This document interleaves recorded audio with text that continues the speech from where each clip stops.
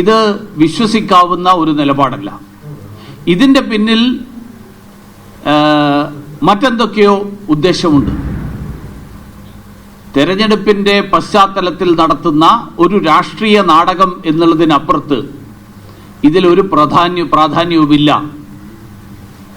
ശബരിമലയുടെ പേരിൽ തെരഞ്ഞെടുപ്പിന് വേണ്ടിയിട്ടുള്ള പണപ്പിരിവ് ലോകമെമ്പാടുമുള്ള വ്യാപാരികളെയും വ്യവസായികളെയും ക്ഷണിച്ചു വരുത്തി അവർക്ക് പഞ്ചനക്ഷത്ര സൗകര്യങ്ങൾ ഒരുക്കിക്കൊടുത്ത് ഒരു ലോക കേരള സഭയുടെ മറ്റൊരു പതിപ്പ്, ആ പതിപ്പ് പമ്പയിൽ സംഘടിപ്പിച്ചുകൊണ്ട് മാർക്സിസ്റ്റ് പാർട്ടിക്ക് തെരഞ്ഞെടുപ്പിന് വേണ്ടിയിട്ടുള്ള പണപ്പിരിവിനുള്ള ഒരു മാർഗമാക്കിയിട്ട് അയ്യപ്പ സംഗമത്തെ മാറ്റാൻ പോകുന്നു എന്നുള്ള ആശങ്കയാണ് അയ്യപ്പ ഭക്തരായിട്ടുള്ള ആളുകൾക്കൊക്കെ ഉണ്ടായിരുന്നു.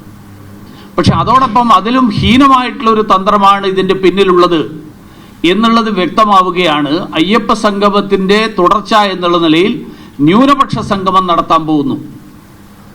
ജനങ്ങളെ മതത്തിൻ്റെ അടിസ്ഥാനത്തിൽ ഭിന്നിപ്പിച്ചുകൊണ്ട്, ജനങ്ങളെ തമ്മിലടിപ്പിച്ചുകൊണ്ട്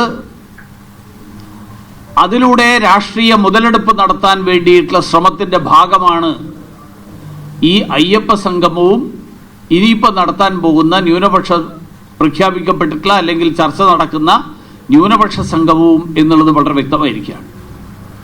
9 വർഷക്കാലം ശബരിമലയെക്കുറിച്ചും അയ്യപ്പനെക്കുറിച്ചും ആചാരങ്ങളെക്കുറിച്ചും യാതൊരു വേവലാതിയില്ലാതിരുന്ന ആളുകൾ അവർ അയ്യപ്പ സംഗമം നടത്തുന്നത് പോലെ തന്നെ അവിശ്വസനീയമായിട്ടുള്ളൊരു കാര്യമാണ് 9 വർഷക്കാലം ഈ ന്യൂനപക്ഷങ്ങളെക്കുറിച്ച് ഈ സർക്കാർ എന്താ പ്രത്യേകിച്ച് ചെയ്തിട്ടുള്ളത്? ന്യൂനപക്ഷങ്ങളുടെ പേരിൽ വോട്ട് ബാങ്ക് സൃഷ്ടിക്കുക എന്നുള്ളതല്ലാതെ അതിനപ്പുറത്തുള്ള ഏത് കാര്യം ചെയ്തു? അപ്പോൾ അതുകൊണ്ട് ഈ തരത്തിലുള്ള പ്രഹസനങ്ങൾ, ജനങ്ങളെ ഭിന്നിപ്പിച്ചുകൊണ്ട് തെരഞ്ഞെടുപ്പ് ലക്ഷ്യം വെച്ചുള്ള ഇതുപോലെയുള്ള പ്രഹസനങ്ങൾ, ആ പ്രഹസനങ്ങൾ അവസാനിപ്പിക്കണം. അങ്ങനെ ഭിന്നിപ്പിക്കുന്നതിൻ്റെ ന്യൂനപക്ഷം എന്നുള്ള നിലയിലും ഭൂരിപക്ഷം എന്നുള്ള നിലയിലുമൊക്കെയുള്ള പ്രത്യേകം സംഗമങ്ങൾ ഒരു സർക്കാർ നടത്തിക്കൊണ്ട് ഈ ഭിന്നിപ്പുണ്ടാക്കാനുള്ള ആ ശ്രമം അവസാനിപ്പിക്കണം എന്നുള്ളതാണ് എനിക്ക് ആവശ്യപ്പെടാനുള്ളത്. ഏറ്റവും കൂടുതൽ ചർച്ച ചെയ്യപ്പെട്ടുകൊണ്ടിരിക്കുന്ന മറ്റൊരു വിഷയമാണ് പോലീസിൻ്റെ അതിക്രമങ്ങൾ. ഒരു ക്ഷേത്ര പൂജാരിയെ കുരിശു നിർത്തി ഇടിക്കുന്ന ദൃശ്യം, അതിൽ നിന്ന് പുറത്തു വന്നിട്ടുള്ള വിവരം, അതിൻ്റെ തുടർച്ചയായിട്ട് എല്ലാ ദിവസവും സമാനമായിട്ടുള്ള സംഭവങ്ങൾ, പോലീസിൻ്റെ അതിക്രമങ്ങളെക്കുറിച്ചിട്ടുള്ള വാർത്തകൾ, ആ വാർത്തകളാണ് വന്നുകൊണ്ടിരിക്കുന്നത്. സ്ത്രീകളും ദളിതരും കുട്ടികളും പ്രായം ചെന്നവരും ഉൾപ്പെടെയുള്ള ആളുകൾ അവർക്കെതിരായിട്ട് കള്ളക്കേസെടുക്കുകയും അവരെ അതിക്രമത്തിന് ഇരയാക്കുകയും ചെയ്യുന്ന സാഹചര്യം. പക്ഷെ ഇത്രയും ദിവസമായിട്ടും മുഖ്യമന്ത്രി ലോകത്തുള്ള എല്ലാ വിഷയങ്ങളെക്കുറിച്ചും പരാമർശിക്കുന്ന ഒരാളാണ്. അദ്ദേഹം ഈ വിഷയം ഇതുവരെ മിണ്ടിയിട്ടില്ല. പാലസ്തീനെക്കുറിച്ചും നേപ്പാളിനെക്കുറിച്ചും അടക്കം അവർ വലിയ ആശങ്കയും അതുപോലെ അവരുടെ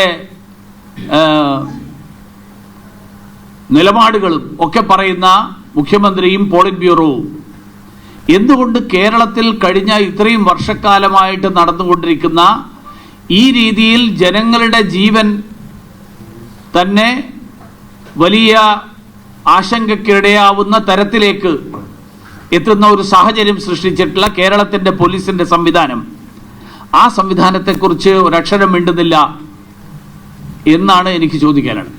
18 കസ്റ്റഡി മരണങ്ങളാണ് ഈ സർക്കാരിൻ്റെ കഴിഞ്ഞ 10 വർഷക്കാലത്തെ ഭരണത്തിനിടയിൽ ഉണ്ടായിട്ടുള്ളത്. പോലീസ് ഉദ്യോഗസ്ഥന്മാരെ കയറൂരി വിട്ടിരിക്കുകയാണ്, പോലീസുകാരെ കയറൂരി വിട്ടിരിക്കുകയാണ്. പോലീസ് ഉദ്യോഗസ്ഥന്മാരെ നിയന്ത്രിക്കാൻ ഈ സർക്കാരിന് സാധിക്കുന്നില്ല. കാരണം ഈ IPSകാരിൽ പലരും ഈ സർക്കാരിലുള്ള നേതാക്കന്മാരുടെ, ഈ പാർട്ടിയുടെ നേതാക്കന്മാരുടെ കൊള്ളരുതായ്മകൾക്ക് കൂട്ടുനിൽക്കുന്നവരാണ് എന്നുള്ളത് കൊണ്ട് തന്നെ താഴെത്തട്ടിലുള്ള പോലീസുകാരുൾപ്പെടെയുള്ള ആളുകൾ, ആ ആളുകൾക്ക് അവർക്ക് തോന്നുന്നത് ചെയ്യാൻ ഉള്ള സമ്പൂർണ്ണ സ്വാതന്ത്ര്യം, പാർട്ടിയുടെ എല്ലാ കൊള്ളരുതായ്മയ്ക്കും കൂട്ടുനിൽക്കുന്ന ആളുകൾ എന്നുള്ള നിലയിൽ അവരുടെ കൊള്ളരുതായ്മ, ആ കൊള്ളരുതായ്മ സർക്കാർ കൈയും കെട്ടി നോക്കി നിൽക്കുന്ന ഒരു സാഹചര്യം, ആ സാഹചര്യമാണ് ഇപ്പോൾ ഉണ്ടായിട്ടുള്ളത്. നിയമസഭാ സമ്മേളനം നടക്കാൻ പോകുന്നു. നിയമസഭാ സമ്മേളനത്തിലെങ്കിലും ഈ കാര്യങ്ങളെക്കുറിച്ച് പ്രതികരിക്കാനും ജനങ്ങളോട് സർക്കാരിന് ഈ കാര്യത്തിൽ എന്ത് പറയാനുണ്ട് എന്ന് പറയാനും ഈ ബഹുമാനം ചോദിച്ചു വാങ്ങുന്ന നാണം കെട്ട മുഖ്യമന്ത്രി, ഈ മുഖ്യമന്ത്രിയുടെ ഭാഗത്ത് നിന്ന് എന്തെങ്കിലും നടപടി ഉണ്ടാകും എന്ന് പ്രതീക്ഷിക്കുന്നില്ലെങ്കിലും ഞാൻ ആവശ്യപ്പെടുകയാണ്.